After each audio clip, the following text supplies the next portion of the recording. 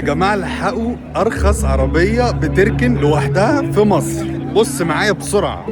دي الهافال الجوليان او الجولاينز اللي احنا عارفينها عادي جدا، اللي كانت بتنزل السوق قبل كده. عملوا ايه؟ العربيه دي كان سعرها غالي وما كانتش بتبيع، قلت مبيعاتها شويه، راحوا واخدينها قفلوها هنا في مصر تجميع محلي، رخصوا سعرها. العربيه دي ارخص عربيه اس يو في، فيها اداة سيستم وفيها اوتو بارك بتركن لوحدها. العربيه دي سعرها 939 الف جنيه، ارخص عربيه اس يو في محترمه في مصر من غبور من هافال.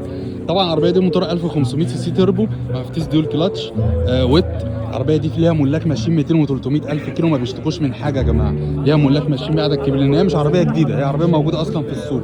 عربيه نازله كامله التجهيزات، نازله بجنود توتون وفاميه وسقف بانوراما، فوانيس ال اي دي، وسقف بانوراما زي ما قلت لكم، وفيها الاضاءات الداخليه كمان من ال اي دي. ارخص عربيه في السوق دلوقتي. تعالوا نبص عليها بقى من جوه. بصوا يا جماعه، فتيس شيفت باي واير، فرامل يد كهرباء، اوتو هولد، شاحن وايرلس، شاشه كبيره قوي وسطيه، اندرويد اوتو، ابل كار بلاي، وايرلس في الفئه السعريه دي ب 939 الف جنيه. كل ده جلد في جلد، في زراير، في جلد قدام، في بدل شيفترز، وفيها تحكم طاره ومثبت سرعه وامرجنسي بريك قدام وورا. العربيه بتفرمل لوحدها قدام وورا لو شافت اي خطر، فبصراحه سعرها حلو قوي يعني.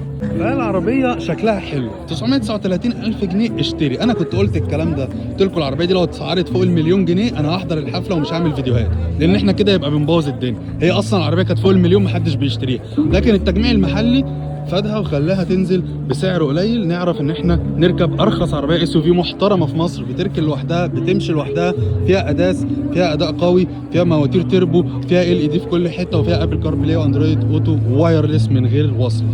يلا سلام.